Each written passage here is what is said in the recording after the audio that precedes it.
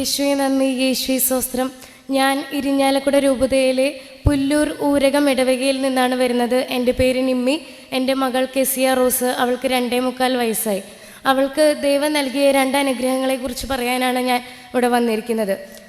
മോൾക്ക് കഴിഞ്ഞ May June മാസങ്ങളിലായി 4 തവണ തുടർച്ചയായി പനിയൊക്കെ മാറി അവൾ പൂർണ്ണ ആരോഗ്യവതിയായി കളിച്ചൊക്കെ തുടങ്ങി നല്ലതൊക്കെ കഴിഞ്ഞ് ഒരാഴ്ച കഴിഞ്ഞപ്പോൾ അവൾ തീരെ നടക്കാതെയായി, ഇരിക്കൽ മാത്രമായി. മുന്നോട്ട് നോക്കിയാൽ പോലും വീഴും. അതുപോലെ എഴുന്നേറ്റ് നിൽക്കാനോ അവൾക്ക് കളിക്കാനോ ഒന്നും പറ്റില്ല. അവൾ ഇരുത്തി കഴിഞ്ഞ് കഴിഞ്ഞാൽ ഞാൻ എങ്ങോട്ട് പോയാലും അവൾ അവിടെ ഇരുന്ന് കരയും. അതല്ലാതെ അവളുടെ കാലിന് ഒരു ബലമില്ലാത്ത അവസ്ഥയായി. ഞങ്ങൾ ആദ്യം വിചാരിച്ചു ഇപ്പോൾ 4 തവണ പനി വന്നതാണല്ലോ, ആ ഒരു ശരീരത്തിൻ്റെ ക്ഷീണം കൊണ്ടാവും. ഡോക്ടറും പറഞ്ഞു ചിലപ്പോൾ മരുന്നിൻ്റെ ആവും, ശരിയായിക്കോളെന്ന് പറഞ്ഞു. പിന്നെയും 3-4 ദിവസം കഴിഞ്ഞിട്ടും കുട്ടിക്ക് വ്യത്യാസമൊന്നുമില്ല. വീണ്ടും അവൾക്ക് ബുദ്ധിമുട്ടുകൾ കൂടി വരുന്നതായിട്ടാണ് കണ്ടത്.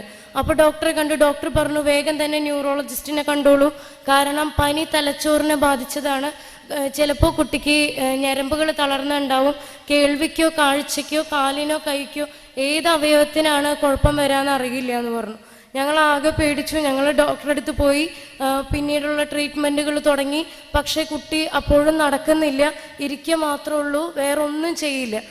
അതിനുശേഷം മരുന്നുകൾ ചെയ്തിട്ടും വ്യത്യാസമില്ലാത്തതിൻ്റെ ഇതിൽ കൂടുതൽ ചികിത്സയുടെ ഭാഗമായിട്ട് നോക്കിയപ്പോൾ പോളിയോ ആണോ എന്നുള്ളൊരു സംശയമായി.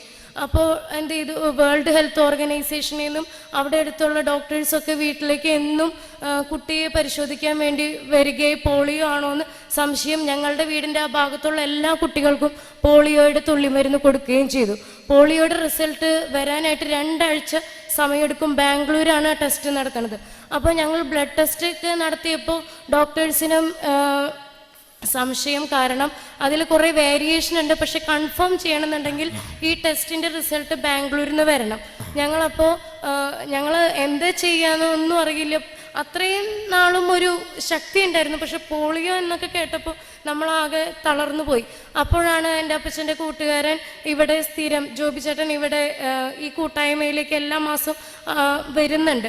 അപ്പോൾ ആ ചേട്ടൻ പറഞ്ഞു വിഷമിക്കണ്ട, ഞാൻ ഇവിടെ നിന്ന് വെളിച്ചെണ്ണ പ്രാർത്ഥിച്ചു കൊണ്ടുവരാം. ആ ചേട്ടൻ നല്ലൊരു വിശ്വാസത്തിന്റെ ചേട്ടൻ എവിടെ നിന്ന് പറഞ്ഞ ഇരിങ്ങാലക്കുടയിൽ നിന്നാണോ? എവിടെന്നാ?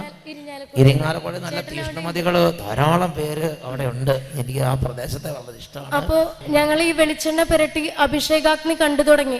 മമ്മിയാണെന്നുണ്ടെങ്കിൽ എല്ലാ വെള്ളിയാഴ്ചയും മോളെയും വെച്ച് അഭിഷേകാഗ്നി കാണും. അതിന്റെ ഫലമായിട്ട് റിസൾട്ട് വന്നു. ഒരു പോളിയോയും ഒരു കുഴപ്പമില്ല. കൊച്ചാണെന്നുണ്ടെങ്കിൽ ഇപ്പൊ ഇരിക്കില്ല, ഓടിക്കൊണ്ടേ ഇരിക്കുള്ളൂ. ഇരിക്കാൻ പറ്റില്ല. അതാ കൊച്ചിന് അതേമാതിരി എനർജറ്റിക് ആയി. വേൾഡ് ഹെൽത്ത് ഓർഗനൈസേഷൻ ഇടപെട്ട വിഷയമാണ്. അപ്പോൾ ഡോക്ടേഴ്സ് പറഞ്ഞു ഞങ്ങൾക്ക് ഇതുകൊണ്ടൊന്നും വിശ്വാസമാവില്ല, ചിലപ്പോൾ 1 മാസം കഴിഞ്ഞു കഴിഞ്ഞാൽ വീണ്ടും പ്രശ്നം ഉണ്ടാവും. ഞങ്ങൾ പഠിച്ച തിയറി അനുസരിച്ച് ഇതൊന്നും ഞങ്ങൾക്ക് അംഗീകരിക്കാൻ പറ്റുന്ന കാര്യമാണ്. ഏർപ്പാടാണ്.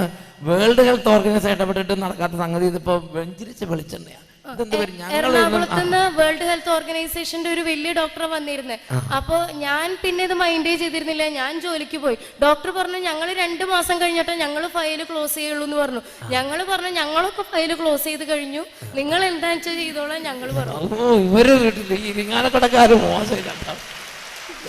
അവരെന്നിട്ട് 2 മാസം കഴിഞ്ഞ് വന്ന് നോക്കിയിട്ടും ഒരു കുഴപ്പമില്ല. അപ്പൊ ഞങ്ങൾ കണ്ടിന്യൂസ് ചെക്കപ്പിന് വേണ്ടിയിട്ട് ഡോക്ടറെ അടുത്ത് പോയപ്പോൾ ഡോക്ടർ ഒന്നും മിണ്ടിയില്ല. തിരിഞ്ഞു നോക്കിയിട്ട് ദൈവത്തിന്റെ രൂപം കാണിച്ചിട്ട് പറഞ്ഞു പവർ അവിടെ നിന്നാണ് പറഞ്ഞത്.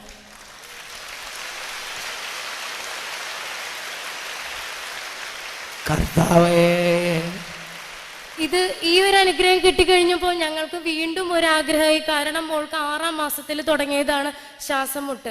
1 വയസ്സിൽ അവൾക്ക് കടുത്ത ന്യൂമോണിയ വരികയും 80ഓളം ഇഞ്ചക്ഷൻ ചെയ്യുകയും 50ലേറെ നെബുലൈസേഷനും ചെയ്യുകയും ചെയ്തിട്ടാണ് അവളുടെ ജീവിതം ഞങ്ങൾക്ക് തിരിച്ചു കിട്ടിയത്. അന്ന് തുടങ്ങിയതാണ് അവൾക്ക് സ്പ്രേ. 2 നേരം സെറോഫ്ലോൺ 125 വെച്ചിട്ട് സ്പ്രേ എടുത്തിരുന്നു. ഇപ്പൊ ഈ ജനുവരി തൊട്ട് എനിക്ക് തോന്നുന്നു ആ അനുഗ്രഹത്തിന്റെ കണ്ടിന്യൂഷൻ ആണെന്ന് തോന്നുന്നു. ജനുവരി തൊട്ട് യാതൊരുവിധ ശ്വാസം മുട്ടിന്റെ ഒരുവിധ ലക്ഷണങ്ങളോ ഒന്നുമില്ല. ശ്വാസമുട്ടലില്ല. ഇനി നിങ്ങൾ പരിശോധിച്ച് നോക്കുമ്പോൾ ലങ്സ് ഒക്കെ പുതിയ ലങ്സ്, പുതിയ ആരോഗ്യം, പുതിയ സൗഖ്യം. പരിശുദ്ധാത്മാവ് തന്നിട്ടുണ്ട്. ഡോക്ടർ പറഞ്ഞു ഇനി സ്പ്രേയും വേണ്ട, ഒന്നും വേണ്ട. ഞങ്ങളോട് ഇത്രയും നാള് പറഞ്ഞത് അധികം ആൾക്കാർ കൂടുന്നതിൻ്റെ ഇടയിലേക്കൊന്നും വിടരുത്, കാരണം കുട്ടിക്ക് അസുഖം വരും, കാരണം എന്ത് ജലദോഷം തുമ്മലും വന്നു കഴിഞ്ഞാൽ അത് പ്രശ്നം. ഇപ്പൊ ഡോക്ടർ പറഞ്ഞു ധൈര്യമായിട്ട് സ്കൂളിലും വിട്ടോ, ഒരു കുഴപ്പമില്ല, കൊച്ചിനൊന്നും പേടിക്കാനില്ല എന്ന് പറഞ്ഞു. യേശുവേ നോക്ക്, ഈശോ ഈ കാലഘട്ടത്തിൽ ഈശോ പലസ്തീനായി പ്രവർത്തിച്ച അതേമാതിരി പ്രകടമായി പ്രവർത്തിക്കല്ലേ. അതുപോലെ തന്നെ ഇത് വെറുതെ പറഞ്ഞ ഡോക്ടർമാരും കൂടെ കൂടി അവസാനം കൺഫേം ചെയ്ത് ഓക്കെ ഇത് ദൈവത്തിന്റെ തന്നെയാന്ന് അവരും പറഞ്ഞു വിടുക. അതുപോലെ തന്നെ വീട്ടിൽ വീണ്ടും അനുഗ്രഹങ്ങൾ തന്നെയായിരുന്നു. എനിക്ക് ആ സമയത്ത് തന്നെ വേറൊരു ജോലി കിട്ടുകയും ഞാൻ ഒരു കോളേജിൽ ഗസ്റ്റ് ലെക്ചറായിട്ട് കയറാൻ പറ്റി. പിന്നെ അതിനുശേഷം ഞാൻ CSCBയുടെ ക്ലർക്കിന്റെ പരീക്ഷ പാസ് ലിസ്റ്റ് ആയിട്ട് ഞാൻ കയറി. ഇനി അടുത്ത ആഴ്ച ഇന്റർവ്യൂ ആണ്. ചേട്ടന് ഗൾഫിൽ ജോലി കിട്ടി. അതുപോലെ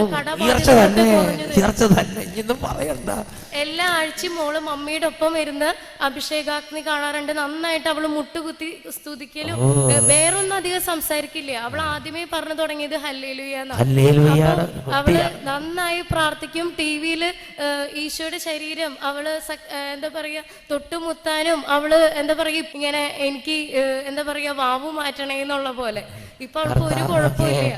അതേപോലെ അവരുടെ നിഷ്കളങ്ക വിശ്വാസം പോലെ തന്നെ യേശു അഭിഷേകാഗ്നിയുടെ സമയത്ത് അവർ ഇടപെട്ട് അനുഗ്രഹിക്കും.